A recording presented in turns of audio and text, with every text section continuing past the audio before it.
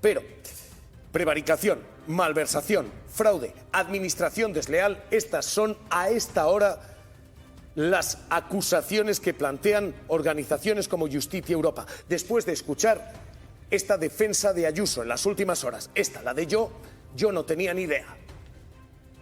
Y yo no tengo la menor idea del tema de quién paga y no una comisión. Normalmente lo tiene que hacer quien pone la casa en venta. No es mi competencia saberlo, que no es nuestro. No lo sabemos. Todavía no tenemos entonces pensado que se hará. Sería muy poco inteligente. No es mi caso. En mi caso es que no tiene nada que ver. Creo que lo mejor es, desde el primer minuto, dejarlo ahí, en lo que hay. Y acaba de hablar hace apenas unos minutos el consejero que es responsable de Planifica Madrid y de esta operación, Miguel Ángel García, para decir esto. No, esto no iba a ser un palacete para ella, no era el súperático para ella, pero es que ella no tiene casa. Esto no iba a ser una residencia para la presidencia de la Comunidad de Madrid. El presidente del Gobierno no solo tiene una residencia en el Palacio de la Moncloa, sino que en este momento, mientras que se invadía Ceuta, está disfrutando de sus vacaciones en la residencia real de La Mareta. Y entonces están buscando fantasmas desde la izquierda y de la otra izquierda para poder tapar todas estas vergüenzas. Madrid no tiene una residencia oficial para la presidenta.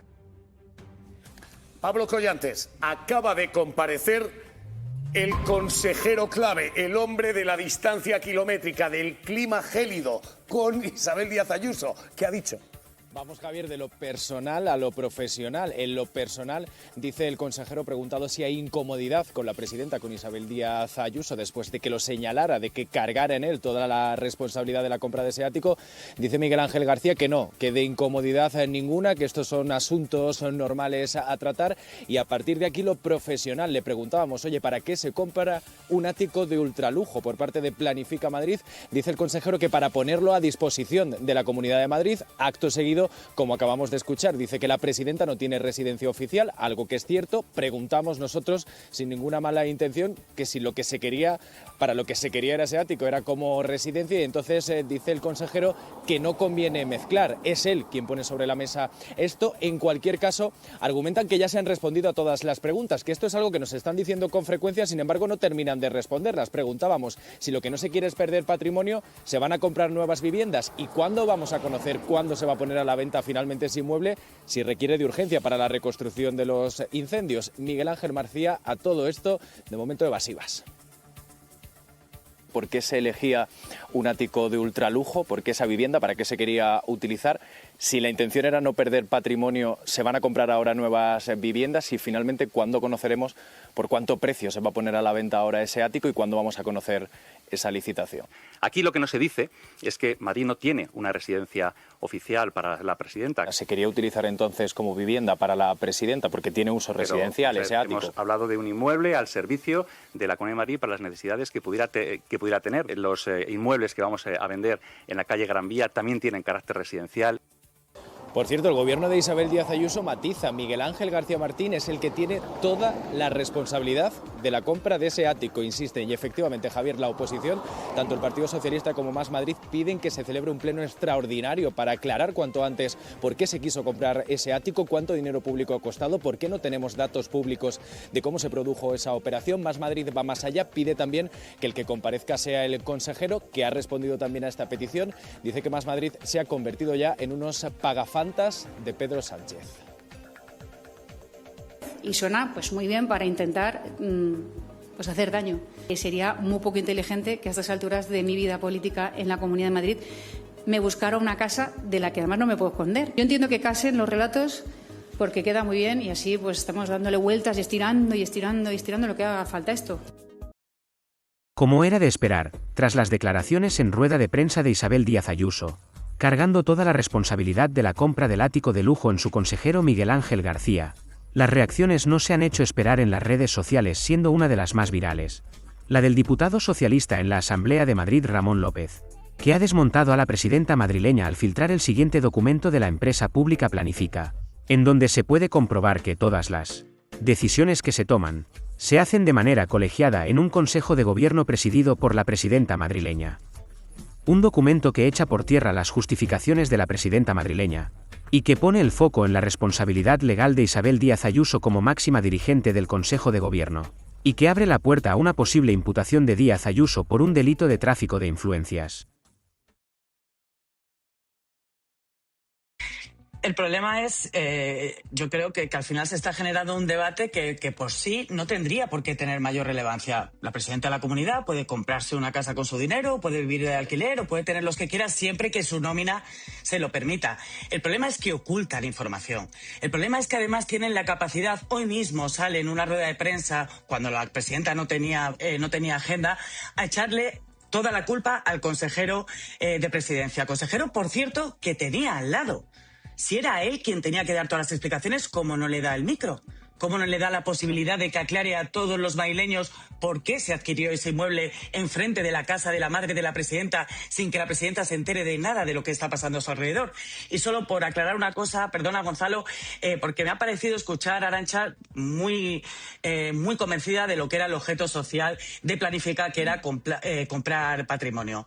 No lo es, Arantxa. El objeto social de Planifica es la gestión de suelo industrial, la gestión del PIR y las obras e infraestructuras. Planifica solo compra inmuebles cuando se le manda. Por eso Planifica ha comprado tan pocos inmuebles en los últimos años. Solo para que lo sepas. Lételo bien, Mar. Es, entre otras, construcción, rehabilitación, adquisición... ¿Vale?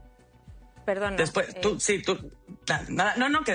que te lo leas, el objeto social, y luego si te me lo he leído, me lo vuelvo a leer. Pero vamos, es que lo he copiado, es que lo tengo aquí, lo tengo copiado. Yo también. De verdad que me lo he leído bien, que hasta ahí llego. Pues léelo todo, porque te ha faltado lo de enajenación, construcción, rehabilitación, adquisición de todas las bienes inmuebles y terrenos. ¿Cuándo se le ordena por parte de la comunidad? Si no, la adquisición de patrimonio es una competencia de economía, no es de Planifica. Planifica quiere inmuebles cuando se le ordena, cuando se le dice hay que comprar este inmueble. Perfecto. Por un montón de razones, pero no se dedica a comprar inmuebles Planifica, se dedica a otra cosa. Es importante, yo creo que tener los conceptos claros, sobre todo para no... inmuebles en los últimos 5 años? Uno. Pues eso estaría genial, esa pregunta. Como creo que te llevas bien con Ayuso, pregúntaselo y si te contesta me lo dices. No la conozco personalmente. Bueno, la conocí en su día hace pues más de 15 años. A lo mejor hace 15 años que no la veo. Después del esfuerzo que estás haciendo estos días, seguro que te concede una reunión. Esperemos. Ya te lo diré. A ver si al Galáctico te invita. Ya nos cuentas. Invítanos también. No, porque está a la venta. Fotos. Invítanos. Yolanda, dice Ayuso que quien tiene que dar explicaciones ahora es su consejero de presidencia. ¿Está buscando la presidenta un chivo expiatorio a esta crisis? Está buscando echar balones fuera, ¿no? Yo creo que eso está claro y que aquí pues los madrileños pues nos merecemos muchas explicaciones, ¿no? Quizás lo único bueno de todo esto es que lo van a vender, pero yo de verdad que a estas alturas yo no sé cómo se puede ser tan torpe de meterte en un lío como este. O sea, es que de verdad que estamos viendo, a lo mejor hace 20 años cuando empezó la corrupción aquí en inmobiliaria y tal, pues se podrían creer los políticos inmunes absolutamente a todo, pero es que ahora mismo sabes que cualquier cosa que hagas se va a saber. Entonces a mí esto me parece de una torpeza, independientemente de que fuera para uso personal de Ayuso o para lo que fuera. Es que no tiene absolutamente ningún sentido esa compra. Ya te digo, lo único positivo de todo esto es que al final lo han vendido y espero que no nos haya costado absolutamente nada a los madrileños, porque bueno, pues por desgracia todos sabemos... porque lo ha publicado un periódico. Claro, es verdad, que no ha sido voluntario. Si no, igual nunca nos habríamos enterado de que existía. En eso te doy toda la razón del mundo, pero es verdad que también hay casos que salen a la luz y ahí se quedan, que al final tiran para adelante y no venden nada y no se recupera nada, que esperemos que los madrileños recuperemos este dinero, ¿no? Pero de verdad que me parece inexplicable y me parece, es que no concibo cómo se puede cometer un error político de estas características a estas alturas. Es un error político, eso lo llevamos repitiendo en mesa muchísimos días, pero es que es verdad que pasan los días y la Comunidad de Madrid, Dani, sigue sin dar datos. Quiero decir, la ciudadanía está demandando explicaciones, transparencia y datos, porque entre otras cosas es que es dinero de todos, es dinero que se ha pagado de todos, es dinero público. Sí, yo creo que para dimensionar este tema lo fundamental es conocer el expediente, que es lo básico, ¿no? Es decir, cuánto ha costado esto, cómo se ha gestionado, de qué partida presupuestaria sale. Son datos básicos. Ahora que vivimos instalados en eso que llamamos los periodistas y los políticos el relato político, yo creo que aquí el relato ha hecho aguas por todas partes, tanto los tiempos como el discurso, como la corrección de ahora me lo voy a gastar en las víctimas del incendio me parece un desastre total de gestión de esta crisis. Pero más allá de ello, lo hablaba antes con Marta, en una comunidad donde se niega la aplicación de la ley de vivienda, porque se condena la ley de vivienda estatal, no se aplican las zonas tensionales de vivienda, la vivienda que es el principal problema de los españoles, y una comunidad autónoma está comprando un piso aparentemente por 6 millones de euros. Es que es obsceno dentro del contexto político que está viviendo el país. La imagen que se traslada a la ciudadanía y a los jóvenes que no pueden acceder a ninguna vivienda, a un país donde tiene problemas de desahucios y problemas de habitabilidad. Una comunidad que compre de tapadillo un piso de 6 millones de euros, lo hemos naturalizado como una cosa normal y no lo es, más allá de la gestión nefasta que han hecho, ¿no? Es que la cuestión de fondo es políticamente obsceno. Es que ¿quién se puede permitir, ¿no? comprarse una casa, un piso de 6 millones de euros? De verdad, ¿quién se lo puede permitir en España? ¿Y cómo es posible que esto esté sucediendo? Y que Ayuso, además, primero ha pasado de decir que no sabía nada a victimizarse, a decir que era una campaña en su contra. Creo que eso, evidentemente, no se lo ha comprado absolutamente nadie, ni siquiera los suyos, que en el PP en Génova hay bastante revuelo con este tema. Sí. Y me parece interesante que por primera vez Ayuso no sea la gran protegida de la Dirección Nacional del Partido Popular. Y luego, ahora está culpabilizando a su consejero, porque ya está viendo cómo... También parecía de sentido común, decía ella, tener una oficina mientras se hacían las obras. Claro. Esto se dijo también desde el Gobierno de la Comunidad de Madrid. Una oficina que además, por lo que sabemos, también está muy ubicada, muy concretamente cerca de una de su madre, ¿no? De donde reside su madre. Quiero decir, es que hay muchos elementos en esta historia para sospechar que ella quería realmente residir ahí a costa de los madrileños y las madrileñas y sin pagar nada, porque además ella habitualmente dijo, cuando empezó en política, dijo, no, yo vivo de alquiler y yo no tengo ningún problema y si hay que pagar más se paga. Y como decía ahora Dani, es que la gente está viendo cómo no puede ni siquiera pagar sus alquileres y su presidenta autonómica quería aprovechar, o presuntamente quería aprovechar una compra pública para residir en una vivienda que además, todos hemos visto las imágenes, era una absoluta palacio, ¿no? En comparación desde donde vive la gente. Entonces, para mí las explicaciones se están quedando muy cortas y además Ayuso lo está sufriendo, no sé si electoralmente, pero lo está sufriendo además internamente, porque no puede dar explicaciones a algo que para mí es inexplicable. Es verdad que deriva la responsabilidad hacia su consejero. Y a mí esto me parece muy interesante porque el consejero fue el que presumió de que él había dado las instrucciones para vender el superático de lujo. Entonces, si él dio las instrucciones para vender, cabe deducir lógicamente que fue quien dio las instrucciones para comprar, sobre todo teniendo en cuenta que es el presidente de Planifica Madrid. Pero eso, una semana después, el gobierno tan transparente de la señora Ayuso sigue sin explicar quién dio las instrucciones para comprar y quién tomó el acuerdo. A ver, yo creo que aquí se ha intentado, digamos que confundir dos planos que siempre tienen que ser diferentes. Por supuesto que se puede hablar ya de corrupción política, no corrupción en términos legales, porque no hay ni siquiera abierto un procedimiento legal, simplemente anunciada una denuncia por Más Madrid. Pero en el plano político sí se puede hablar de corrupción política. Yo considero que utilizar una empresa que tiene otros fines para comprar en secreto un ático de 6,3 millones, mentir insistentemente sobre ello, eso es corrupción política. Aquí se ha hecho alguna comparación, que por cierto yo comparto, con que si se llegan a aplicar en este caso los mismos criterios jurídicos que se han aplicado en otros, pues habría un pedazo de escándalo. Ya no pedazo de escándalo. Eso es una comparación.